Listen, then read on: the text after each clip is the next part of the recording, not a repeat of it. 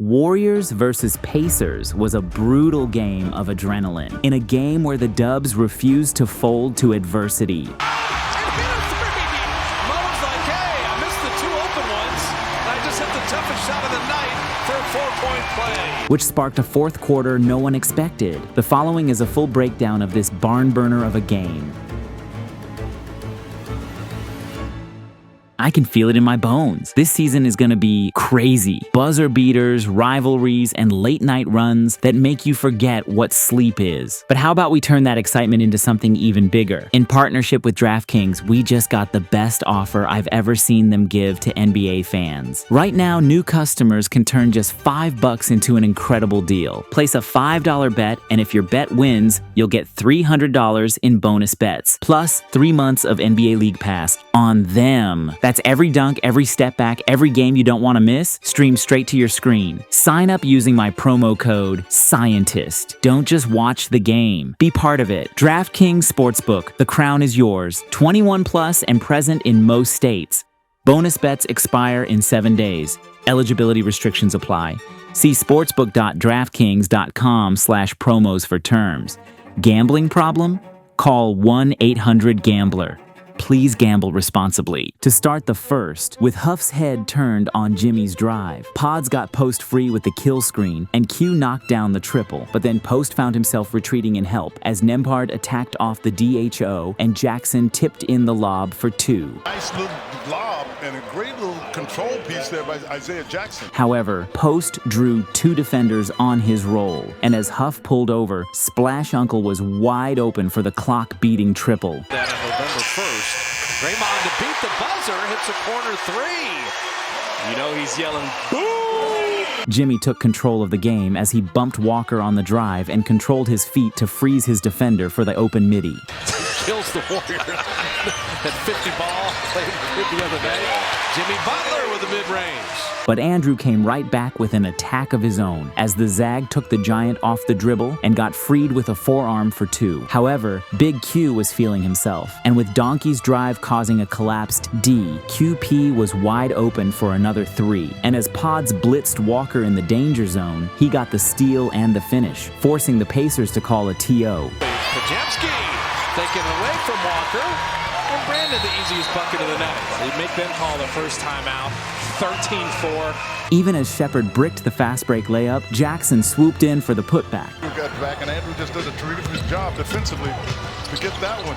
Shepard missed, but it's followed by Isaiah Jackson. But that brick would foreshadow the next third of this quarter's luck, as it was clank. Robinson Earl missed it. And a fumble. Good hands by Shepard into the hands of Robinson Earl. And a clank. Shepard who missed it. And clank again, with a jump ball call which made it all reminiscent of bad runs at the LA Fitness. Crab dribble, back him down, body him. He missed the first one, but he just kind of stayed with it. Now you got a jump ball situation at least. But after an Ice Age recreation from both teams on O, Bradley finally got a run out in transition for the layup. Thought on the block shot. And for his sake, you want those to go in as Bradley's able to score. Butler suffocated Walker's inbound, but as Jarris tried to throw it off Jimmy, the ball found its way to Robinson Earl. Second count was coming, and he ended up missing off the leg of a Warrior, and the Pacers got it by Mark. Man continued to make the quarter hilarious, as his triple seemed to hit a ceiling before getting the bounce in. What in the world? That was the flattest shot. That somehow got over the front rim. Finally answering back, the Dominican Poppy was wide open on Jimmy's drive, and he canned the triple. The 3, and he got it. JRE set the ghost screen on Butler to get the switch, as the man-child tested this quarter's luck on the jumper. But both teams started to melt their ice, as Moody stepped into a triple off the offensive rebound and knocked it down. Tony got the ball on the roll, and seeing Godfather on him, he committed elder abuse, bumping Al for the finish. Morris, show and go, Bradley, and Tony Bradley scores. The Warriors were shooting near 30% for the quarter, so it's no surprise Jimmy No Buckets had to get his points off yet another miss. Another Golden State offensive rebound. The Dubs led this barn burner of a game after one, 23-21. To kick off the second quarter, Jackson used his size to muscle his way in for 2. Here's as Jackson goes inside with a left hand. He's done a nice job around the rim. He got it from Nembhard. On the other end, in transition, Butler hit a filthy spin move and finished at the rim to get the Warriors rolling. Extending the lead, Butler attacked the lane and dished it to post in the short corner for the easy bucket. Off the sideline inbound, Walker caught it at the high post as he drew multiple defenders and slipped a perfect pass to Huff down low for the tough two. Tripled, and Huff banks it in. In transition, Post threaded the needle to Hield on the backdoor cut for an easy two. Huff. well done, kind of. But he healed. And how about quick Post with the pass back door? It seemed like both teams were struggling to find their rhythm, as neither could consistently put the ball in the basket. Trimming the Warriors' lead to just two, Morris relocated, bailed out Nembhard, and drilled the three. Did a really good job, shot fake by Morris. On the other end, Kuminga connected with Pods off the screen and roll for a smooth finish. In response, Nembhard slipped a sneaky pass to Jackson, who finished it off with a smooth layup. Jackson, Nembhard, guarded by Hield. Take, buddy. Oh, great pass. Not a good pass, a great pass that even Horford couldn't see. After a missed dunk from Kuminga, the Pacers pushed the pace and found JRE in transition. Robinson Earl for three. That's the Pacers' pace there. To respond, Hield attacked the Pacers downhill for the easy lay. Buddy Hield laying it up and in. The Warriors appeared to be leaning heavily on their jumpers, but they'll need to find another way to win if those shots aren't falling. To spark some momentum for the Warriors, Butler came off a screen and drove downhill for an easy two. Set the screen on Walker so Jimmy Butler could get in to lay it in. And they kept the slight edge going with back-to-back buckets.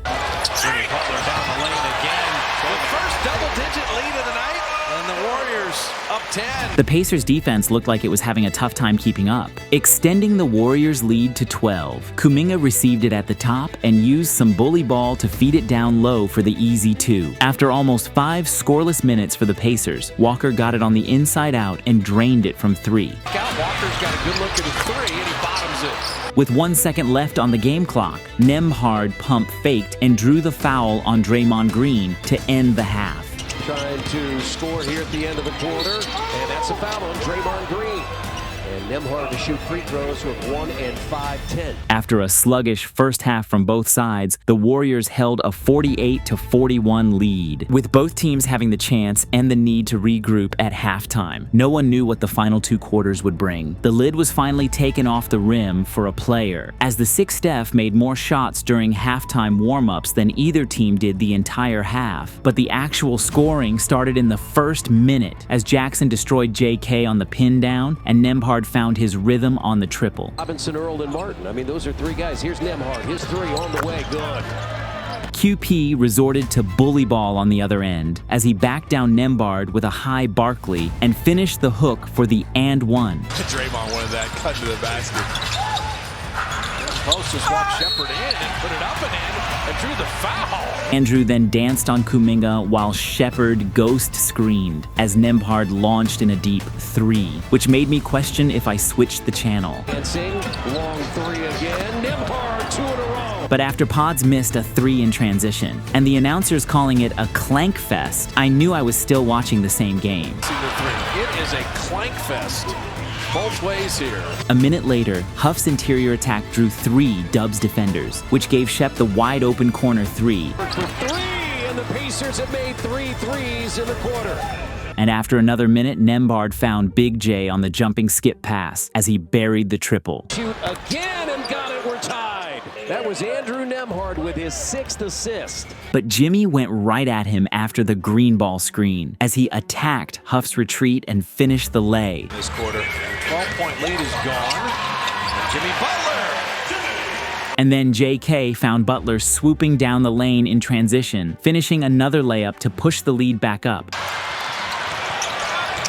Make a nice pass to Butler. There you go. But Andrew looked like the Human Torch by comparison this quarter, as he got the step on Kuminga and hung in the air to finish over post. And And that goes in. That is a big-time play. However, Jimmy was playing to competition as he sized up JRE and drove past him, getting the floater to drop. Huff found himself wide open on the soft pop, and when he launched the three, it kissed every part of the toilet bowl before it dropped. Pacers down 4. Huff catches a 3. It's in there. JRE then took advantage of the Dubs matchup zone as he caught Al and Q ball watching and back cut for the lay. Unsurprisingly at this point, Pods airballed the triple, but Post grabbed the O board as it got sprayed out to Moody for the second chance point. Shooting. Moody. Moses at 45% on threes for the year. But then Moody got clipped on the Bradley Flair screen, and Walker got downhill and elevated over Big Al for the and one. 65-62. Walker goes inside and got it in a foul. However, Horford was left alone as Huff was in drop coverage, so Butler hit him for the wide open three. As Jay Huff missed 2 more free throws, it made the announcers reminisce of an outdoor game. He's trying to figure out, what do we do?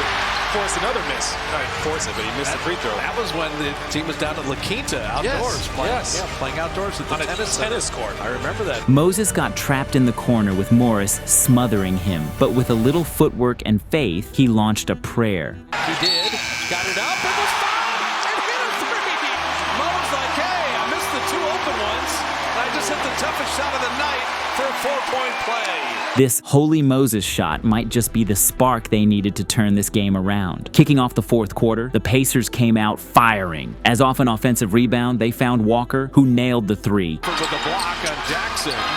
Here's Walker's got a good look at a 3. But on the other end, the Warriors answered back. Butler attacked the middle, drew multiple defenders, and kicked it out to Horford in the corner for the 3. Adding more fuel to the Warriors' fire, the confident rookie ripped off a screen, exploded to the middle, and drained a filthy step-back jumper. Richard bringing for himself. I told you, the confidence. For his 21st point of the game, the Warriors left Jimmy Bucket's room to operate on Nembhard, and he took full advantage. Nembhard's trying to rally the troops and lead the way. Butler strength on strength.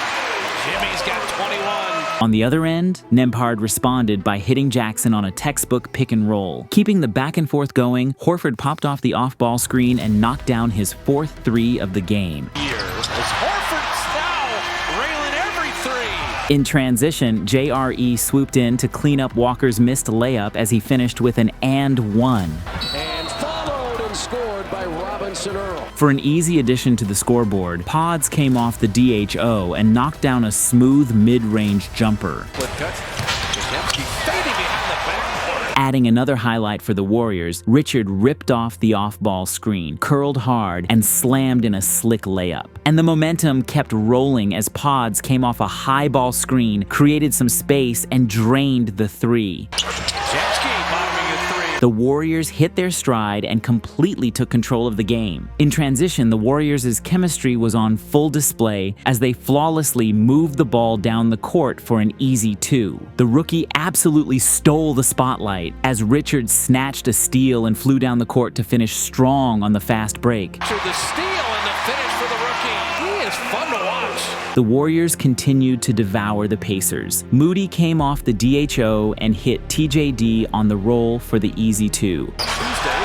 TJD, and the D stands for dunk. It's almost like a complete switch was flipped in this quarter. Finally getting points on the board for the Pacers, Dennis caught it on the perimeter and launched it with no hesitation. On the other end, Santos got it from the inside out and launched with the same confidence. Showing some real talent off the bench, TJD worked it down low and finished strong with the and one. Defensively, TJD, and opportunity for a 3-point play. Closing out the game in style for the Warriors, Buddy snuck in on the backdoor cut and finished with an easy 2 for the Warriors. The Warriors came out flat in the first half, struggling to find any offensive rhythm without Steph, but after halftime, they completely flipped the script. They locked in defensively, caught fire from deep, and stormed to a dominant 114-83 win.